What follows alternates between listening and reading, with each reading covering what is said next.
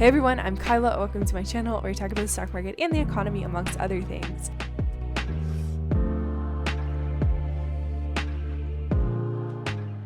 This is Everything That You Need to Know series, a series of different primaries where I break down everything that you need to know about the stock market, the economy, and the crypto market.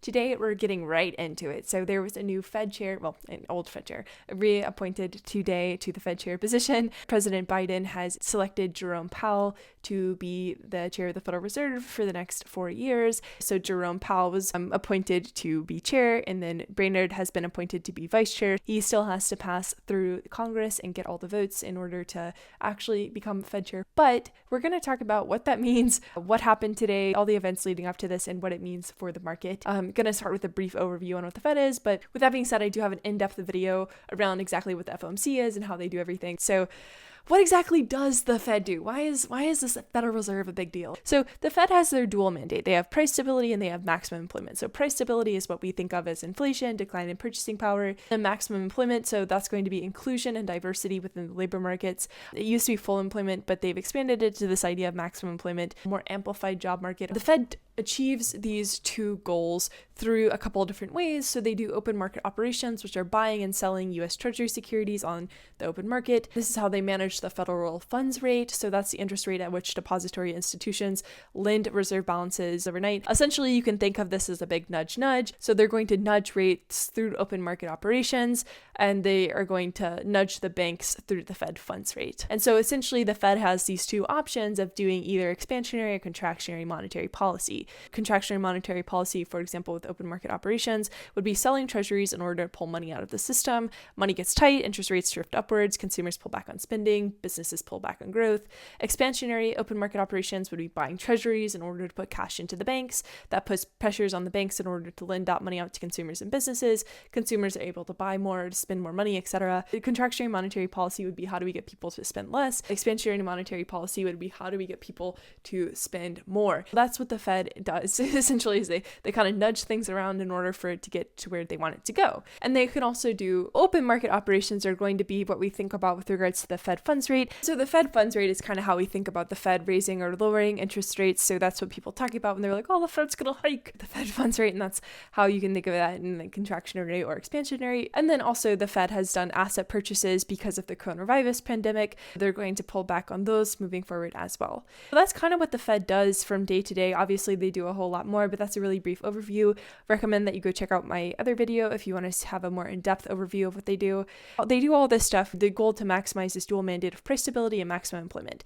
And obviously, it's super, super hard to balance both of those things. What was the situation that was just happening? So it was Jerome Powell and Brainard, who is another member of the Federal Reserve. They were both up for chair at the Fed, and Biden was choosing between the two of them. And it sort of got a little bit funny because a lot of different things. So Brainard, her whole thing was that the labor market is not where she thinks it should be, that a lot of this inflation from the pandemic is probably going to be transitory, and that it's going to go away once supply chains ease. Jerome Powell has a relatively similar stance, has been responsive to the idea of tapering because of the increased worries about inflation, but he's repeatedly said that the labor market is not where he thinks it should be. So they have a pretty similar stance. Right now, the Fed is in a really funny spot because they can't really overreact by raising rates and cooling down the economy if this supply chain inflation that we're seeing is sort of the main driver of inflation, because hypothetically those supply chains are going to repair themselves over time.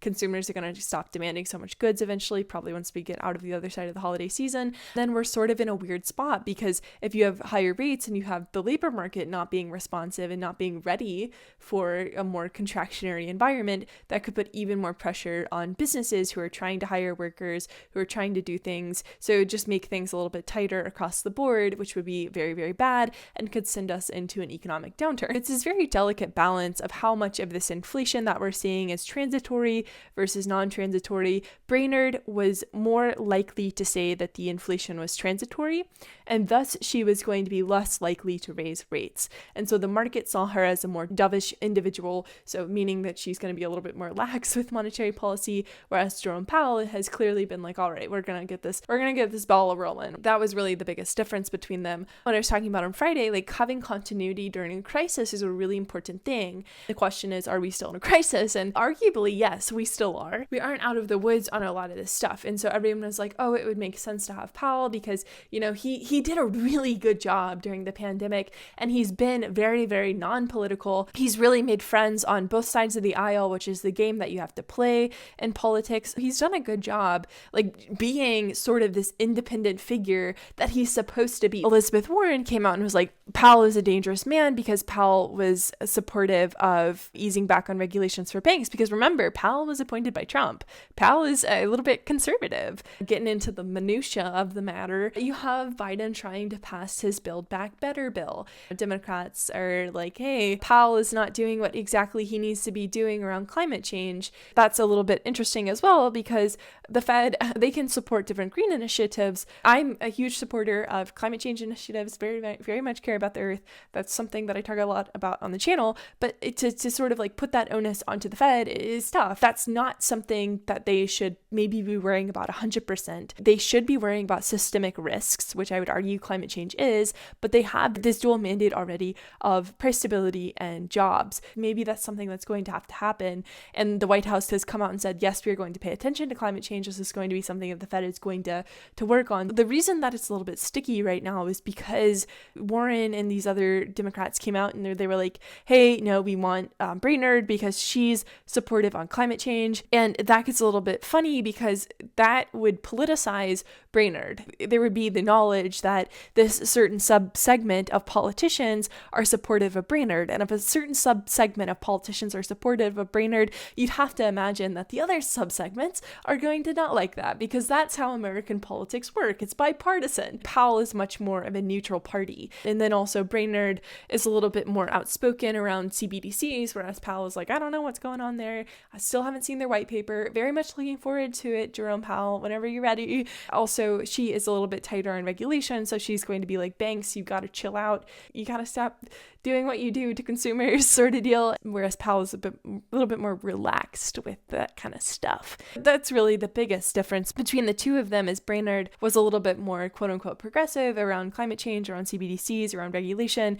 So that's the biggest thing is crypto, climate, and regulation. So Brainard is going to be up there with him, and that was definitely Biden being like, okay, like I'll give you this. And Brainard is interesting because she is more dovish. She's really worried about the labor market. And also on top of that, there's now 3 more seats for Biden to fill because the insider trading scandal that happened in the Fed with Rosengren and Kaplan, those guys were trading on probably insider information, so they got booted or they retired early. We know how it goes. Remember, there's only 12 seats. That could be very, very interesting to see how those get filled. Are those going to be more conservative policymakers? Are those going to be more dovish policymakers? Are they going to be like, we can't ever have rates raise again sort of situation? There's a really good podcast with Joseph Wang on odd lots that I'll link in the show notes and also in the notes from this. I always have a Notion document that outlines all my notes for everything, so I'll link that in there as well. But that kind of talks about the structure within the Fed. Highly recommend that you listen to that just to get an inside look at how all this happens. That's what the Fed was. This is what happened, and now what's going to happen next is the Fed is going to have their meeting December 16th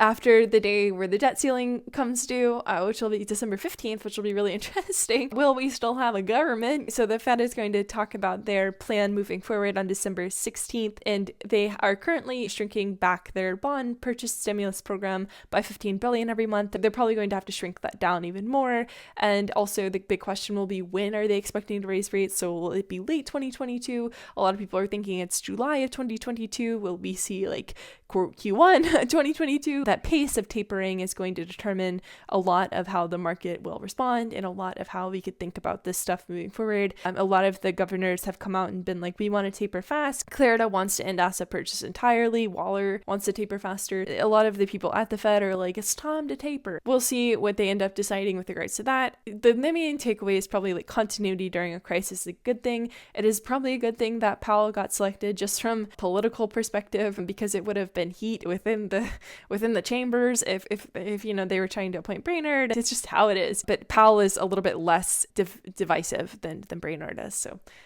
That's probably why it's a good thing. Another interesting thing with regards to inflation is the United States is preparing to release oil from its reserve with other countries. So the big question is, will that help inflation? If that helps inflation, should we think about raising rates a little bit differently? Should we think about monetary policy a little bit differently? What happens if they do raise rates? Basically, right now, everything is just kind of the same for the foreseeable future. If the Fed raises rates, banks are going to do well because of higher rates, because, more money, get that interest rate. Then growth is going to hurt because rate hikes oftentimes put pressure on valuations. Present value cash flow situation is just not as hot. It's not looking as good. I mean, that's the biggest thing is if they do end up raising rates, banks and other stickier companies are going to do well. Growth is going to hurt because that hurts valuations. The biggest thing to take away is that the Fed is probably going to start tapering soon, and they're going to have to respond to different stimulants. They're going to have to respond to pressure from politicians. And sort of, what does monetary policy mean? Even if we raise rates is that going to have a big impact on inflation? Does it even matter if it's incrementally that low?